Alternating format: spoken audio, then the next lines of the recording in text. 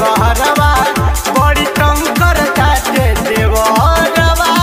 से जे पे संगे हमरा सुतेला से जिया पे संगे हमरा सुतेला बोली तनी तो ता हमारे से रूठेला तेरा दर्द त देहिया टूटेला बोली तनी तो ता हमारा से रूठेला तेरा दर्द त देहिया टूटेला।